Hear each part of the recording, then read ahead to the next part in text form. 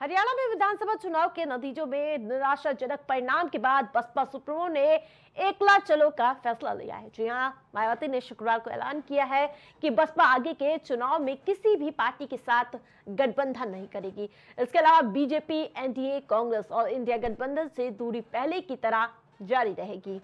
मायावती ने कहा कि अब इधर उधर में ध्यान भटकाना पार्टी के लिए अति हानिकारक साबित हो सकते। तो मैं आपको बता दें कि बसपा सुप्रीमो ने पूरी तरह से गठबंधन के इशारों को निराधार बताया है।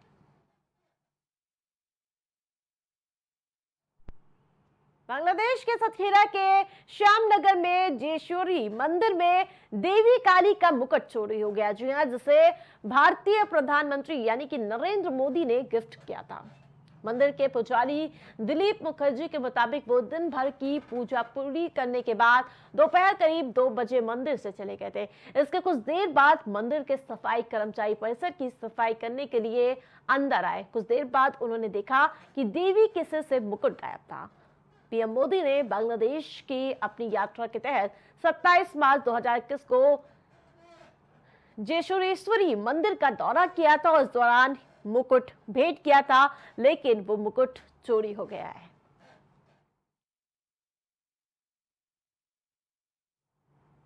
पीएम मोदी शुक्रवार को लाओस की राजधानी वियंतियाने में ईस्ट एशिया शिखर सम्मेलन में हिस्सा लेने पहुंचे। यहां बैठक को संबोधित करते हुए पीएम मोदी ने कहा कि भारत हमेशा से ही आसियान देशों के बीच एकता को सपोर्ट करता रहा है। आसियान भारत के इंडो पैसिफिक विजन और क्वाड को ऑपरेशन के केंद्र में है। पीएम मोदी ने कहा कि दुनिया भर में जारी अलग अलग जंग का सबसे बुरा असर ग्लोबल साउथ के देशों पर पड़ रहा है। ऐसे में दुनिया में शांति बहाल करना बेहद ही जरूरी है। मैं बुद्ध की धरती से आता हूं। हमने हमेशा यही कहा है कि ये युग का यानी कि ये जंग का युग नहीं है। और आपको बता दें कि प्रधानमंत्री मोदी स्वदेश लौट चुके हैं।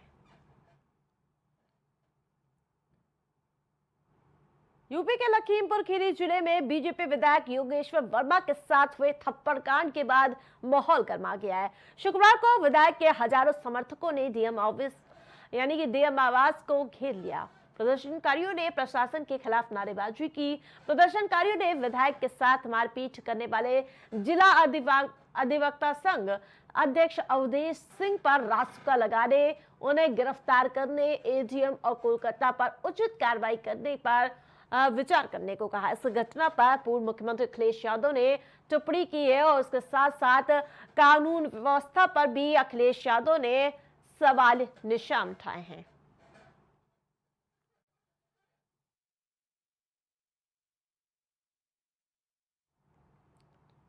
लोकनायक जयप्रकाश नारायण की जयंती पर एक बार फिर सूबे की योगी सरकार और मुख्य विपक्षी दल समाजवादी पार्टी आमने सामने आ गई है। सपा मुखिया अखिलेश यादव राजधानी लखनऊ में उनके मुख्यमंत्रित्व काल में बने जयप्रकाश नारायण इंटरनेशनल सेंटर में लोकनायक की प्रतिमा पर माल्यार्पण करने का कार्यक्रम में पहुंचे थे। तो राज्य की योगी सरकार आनन फानन में पूरे जेपी सेंटर को बड़ी टीम की चादरों से ढक दी। तो वही इतना ही नहीं, योगी सरकार द्वारा अखिलेश यादव के आवास पर उनके पार्टी कार्यालय पर इतनी फोर्स लगा दी कि परिंदा भी पर ना मार पाए। ये देखिए रिपोर्ट।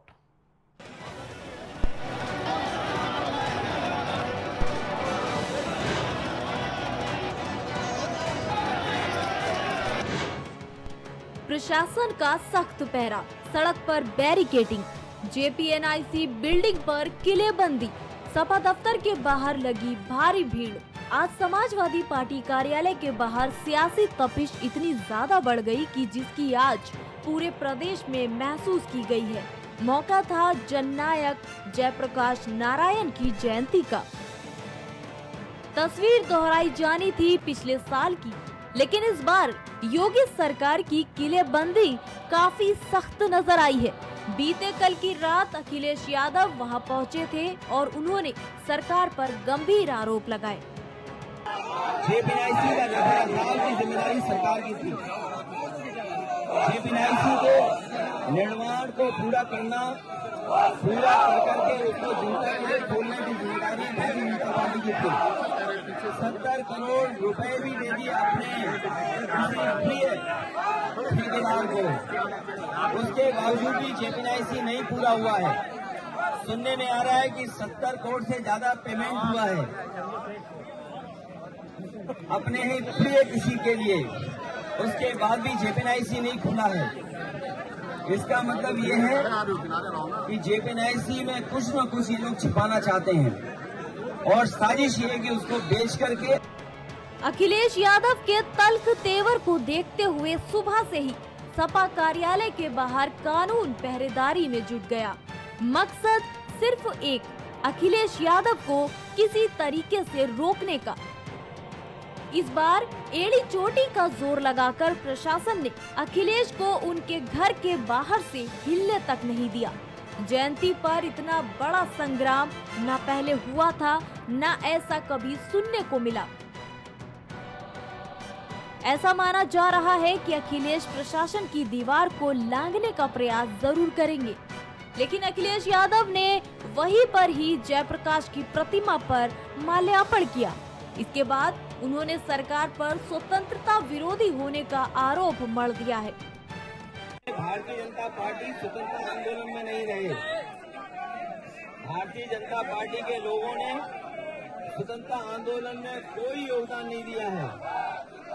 इसलिए जो लोग योगदान और जिनके कारण देश आजाद हुआ है, उनका ये सम्मान नहीं करना चाहती है भारतीय जनता पार्टी। भारतीय जनता पार्टी के लोगों के महापुरुष स्वतंत्रता आंदोलन में कितने थे या किस तरह का व्यवहार रहा है स्वतंत्रता आंदोलन में, वो इतिहास किसी से छिपा नहीं है। जिन लोगों ने आजादी दिलाई और आजादी के बाद देश को एक नई विचारधारा दी, उसको रोकने का काम कर रहे हैं। मामला यूपी तक ही सीमित नहीं रहा, बल्कि अखिलेश ने यूपी से ही बिहार तक को साध लिया। उन्होंने अपने बयान से बिहार की राजनीति भी गरमा दी। दरअसल जननायक जयप्रकाश को मानने वाले बिहार में बड़ी तादाद में हैं। ऐसे में अखिलेश ने कहा कि बिहार सरकार में मुख्यमंत्री नीतीश कुमार भी जयप्रकाश को मानते हैं। ऐसे में उन्हें सरकार से समर्थन वापस ले लेना चाहिए।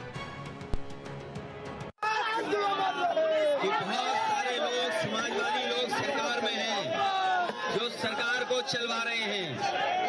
बिहार के मुख्यमंत्री जी भी हैं समय समय पर, जननायक जयप्रकाश जी, उनके बारे में वो उन्हीं के आंदोलन से वो निकले हैं। ये मौका मिला है उन्हें भी।